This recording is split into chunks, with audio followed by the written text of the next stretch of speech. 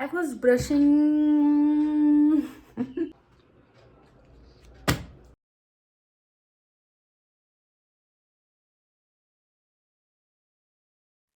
कहीं दूर शहर में एक कमरा है। उसकी उम्मीदों से बड़ा है, उसकी आकांक्षाओं से छोटा है। कमरे में एक बेड है, बेड के बगल एक टेबल है, टेबल के पास में एक चेयर है। टेबल पर कुछ किताबें हैं, कुछ फूल हैं और ढेर सारी उम्मीद है। बेड पर 2 तकिए हैं और एक कंबल भी। बेड के आस-पास कई सारे पोस्टर हैं। सबसे बड़े हैं वो 4, जिसमें देश, दुनिया और सब कुछ है। हाँ, मैं ऐसे ही एक रूम में रहती हूँ और ये मेरी डेली लाइफ है। तो मैं एक यूपीएससी एस्पिरेंट हूँ और पार्ट टाइम ऐसे वीडियोस भी बनाती हूँ यूट्यूब के लिए, ताकि तुम उसे देख सको और कुछ सीख सको। अरे देखो, ऐसा नहीं है कि मैं इस वीडियो के ज़रिए तुमको ज्ञान देने आई हूँ या फिर कुछ बताने आई हूँ। ये हमारा म्यूचुअल कनेक्शन है। इससे तुम मुझे देखोगे और मैं थोड़ी बातें तुम्हारे तक पहुँचाऊँगी। हो सकता है तुम्हारा दिन अच्छा ना जा रहा हो तो अच्छा भी चला जाए। तो इससे हम दोनों का फ़ायदा है, समझ रहे हो ना तुम? हाँ, तो आज ऐसा कुछ वियर्ड सा सिचुएशन है जिसमें मैंने ब्रश करने के बाद अपना फेस वॉश और ये सब करने के बाद चाय नहीं लिया है, कुछ और लिया है। एक्चुअली ये एक फ्रूट है। मुझे पता है तुम जानते हो ये फ्रूट है। ये एक्चुअली जो पिछला ब्लॉग के होंगे उनको पता होगा कि मैं इसे जब लेने गई थी तो उस दिन मेरा बहुत ज़्यादा फ्रूट खाने का मन कर रहा था और काफ़ी दिनों से मुझे ऐसा हो रहा है कि मुझे फ्रूट खाने का बहुत ज़्यादा मन कर रहा है। तो मैं ये फ्रूट लेने गई थी तो मैं बार-बार शॉपकीपर को ऑरेंज, ऑरेंज बोल रही थी। तो उन्होंने मुझे बताया कि ये ऑरेंज नहीं, ये कीनू है। तो यहाँ अब मैं तुम्हें बता रही हूँ। तो ये कुछ समय बाद की कहानी है जब मैं यहाँ प्रॉपर तरीके से बैठ के पढ़ने जा रही हूँ। पिछले ब्लॉग अगर आप लोगों ने देखा होगा तो ये देखा होगा कि मैं पॉलिटी के सब्जेक्ट पढ़ रही थी। पॉलिटी की एक बुक थी वो ख़त्म करी और कुछ थोड़ा-सा लक्ष्मीकांत रिवाइज़ करने के बाद मैंने 2 टेस्ट दिए थे। अगर नहीं देखा है तो you can go and watch that blog also. हाँ, अगर ऐसा देख रहे हो तो प्लीज़ लाइक कर देना एंड और अगर तुम पहली बार इस चैनल पे आए हो तो प्लीज़ सब्सक्राइब भी कर देना। Hi, if you are preparing for UPSC और any other government job examinations और आपको स्पीकिंग में प्रॉब्लम होती है या फिर स्पीकिंग में फ्लुएंसी नहीं है, तो first of all that's very normal, you can improve it by practising. But हम जनरली सामने किसी के सामने स्पीकिंग करने में हेजिटेट करते हैं बिकॉज हम सोचते हैं कि अगर एक गलत सेंटेंस निकल गया तो सामने वाला हमें जज करेगा, और जो कि कहीं हद तक सही भी होता है।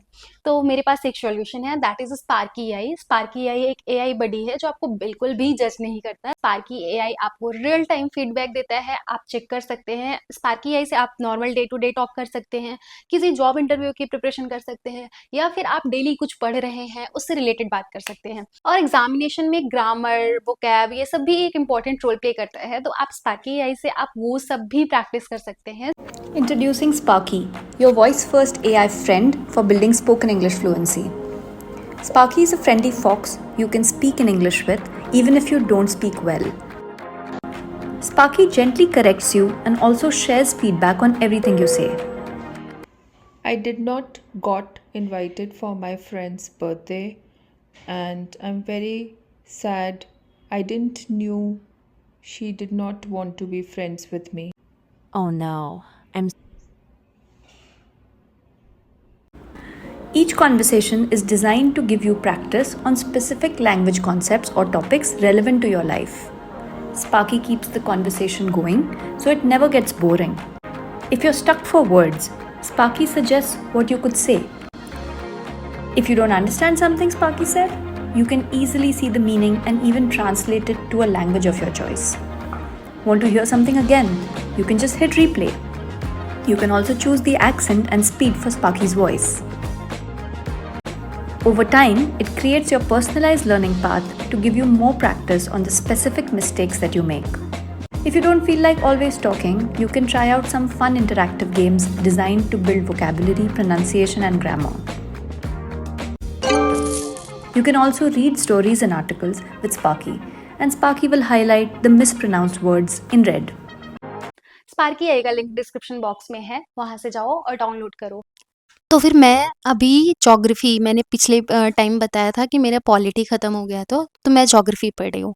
और अगर तुम्हें यूपीएससी या फिर सीडीएस, एनडीए, सीएपीएफ या फिर कोई भी और परीक्षा क्वालिफाई करनी है और तुम्हें उसमें ज्योग्राफी का सिलेबस भी है, तो तुम please class 11th and 12th की ज्योग्राफी पढ़ लो, तुम्हारा काम बहुत अच्छे से हो जाएगा। और अगर तुम्हारे पास ज़्यादा टाइम है, तुम्हें अभी 2-3 साल बाद एग्ज़ाम देना है, तो इत्मीनान से बिना किसी की सुने मेरी बात मानो, तुम क्लास 6 से एनसीईआरटी उठाओ और सारी की सारी एनसीईआरटी पढ़ो। बिलीव मी, जब तुम वो पढ़ के उसके बाद सिलेबस देखोगे और उसके बाद तुम पीवाईक्यूज़ देखोगे या फिर किसी टीचर या फिर किसी कोचिंग में एनरोल करोगे, तो तुम मतलब बहुत खुश हो जाओगे, बिकॉज़ सारी कोचिंग का वही मटेरियल है, सब वही पढ़ा रहे हैं। और सबसे बेटर है कि तुम एनसीईआरटी से पढ़ोगे, तो तुम्हें अगर क्लास 6 से शुरू करोगे, तो वो एक एक चीज़ डिटेल में पूरा मैप के साथ, वो सबके साथ एकदम अच्छे से वहाँ पे एनालिसिस दिया गया है, तो तुम्हें बहुत ज़्यादा हेल्प होने वाली है, बिलीव मी।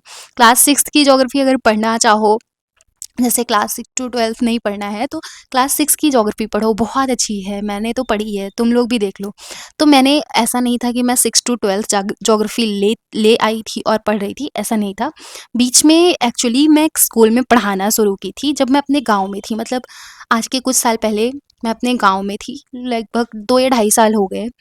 तो गाँव में थी, तो मैंने गाँव में एक स्कूल ज़्यादा बड़ा नहीं था, वहाँ पे मैंने पढ़ाना शुरू किया था। वैसे तो मैं maths and science and computer पढ़ाती थी, बट आई डिसाइडेड कि मैं सोशल साइंस के भी कुछ सब्जेक्ट पढ़ाऊँ, बिकॉज़ मेरा ये फ़ील्ड है, क्योंकि अगर मैं उधर जाऊँगी, वैसे तो यूपीएससी एस्पिरेंट को हर जगह पे फ़ायदा होता है, अगर वो मैथ्स पढ़ेंगे तब भी फ़ायदा है, साइंस पढ़ेंगे तब भी फ़ायदा है और ये पढ़ेंगे तब भी फ़ायदा है। बट क्योंकि जीएस का बहुत ज़्यादा इम्पोर्टेंट रोल होता है, तो मैंने कहा था कि मुझे कुछ ऐसे जीएस के सब्जेक्ट भी पढ़ाने हैं। तो मैं क्लास 6th में एक्चुअली ये सोशल साइंस में ज्योग्राफी पढ़ा रही थी। Okay guys, so I was brushing my geography climatology section. तो क्योंकि I am going to give a test related to that topic, तो उसमें 5 चैप्टर है, बट 5 पढ़ने में तुम्हारे लगभग 5 घंटे लग जाएंगे, अगर तुम ज़्यादा तेज़ नहीं पढ़ते हो या फिर कॉन्सेप्ट पे थोड़ा ज़्यादा ध्यान देते हो, because geography is all about knowing the concept. तो पीटी पॉलिटी पढ़ने के बाद मैंने, मतलब पीटी पढ़ी नहीं थी, समझ रहे हो ना, समझ रहे हो। तो फिर आज मैंने अभी पीटी की पीडीएफ डाउनलोड करी।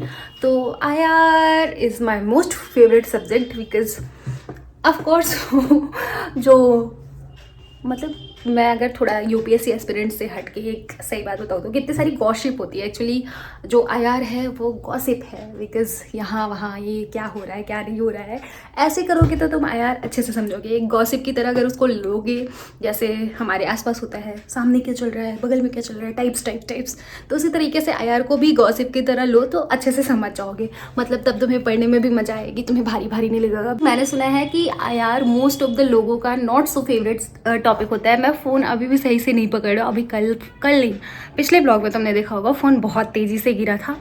तो उसको गॉसिप की तरह लो, अगर गॉसिप करना पसंद है तो आईआर पसंद आ जाएगा, मेरा वो है। क्योंकि हमें हर एक सब्जेक्ट का वो किसी से रिलेट करना होगा, तभी हम उसको अपना फेवरेट बना सकते हैं। और मुझे बहुत सारे ऐसे दाने हो रहे हैं, if you can see. Okay, तो मैं चलती हूँ। हाँ, मैं ये पढ़ूँगी, उसके बाद एक टेस्ट दूँगी, उसके बाद देखती हूँ क्या करती हूँ। तो एक्चुअली बात ये है कि जैसे जैसे मैं पढ़ती जाती हूँ, बोर होती हूँ या फिर कुछ भी ऐसा रहता है, तो मैं ऐसे अपने वीडियो के ज़रिए तुम लोगों से बात करती हूँ। आई फील लाइक कि I have lots of friends जिसको मैं ऑनलाइन ऐसे बात करती हूँ, तो इसी वजह से बीच में बातें इंटरप्ट हो जाती हैं। और मैं पिछले कुछ दिनों से, क्या बहुत दिनों से ऐसे वॉइस ओवर नहीं डाल रही थी, तो मुझे बहुत सारे कॉमेंट्स ऐसे आए कि तुम वॉइस ओवर डालो। तो मैंने कहा हाँ ठीक है, क्यों नहीं, ज़रूर। तो मैं आज टाइम निकाल के वॉइस ओवर भी डाल रही हूँ, तो थोड़ा सा समझ रहे हो ना? समझ रहे हो?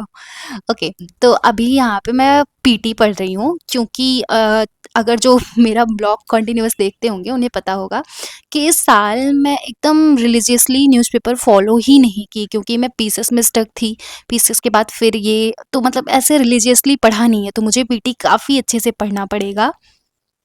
तो मैंने अभी पॉलिटी पीटी ख़त्म की है, अब आईआर पढ़ना शुरू सो कर रही हूँ। दिस वाज विज़न का टेस्ट नंबर 3 जिसमें ज्योग्राफी का सिलेबस था, जो कि मैंने अभी आपको दिखाया था कि मैं पढ़ रही थी उसको, तो मैं सॉल्व कर रही थी। तो आई सॉल्व्ड दिस पेपर। अभी इसको मैच कराना है, बट मैं मैच बाद में कराऊंगी, पर अभी मैं जा रही हूँ, कुछ काम है मुझको। तो आज के लिए बस इतना ही। Thank you so much for watching the blog. अब मैं नेक्स्ट ब्लॉग में इसका आंसर मैच कराऊंगी और जो भी रहेगा वो बताऊंगी।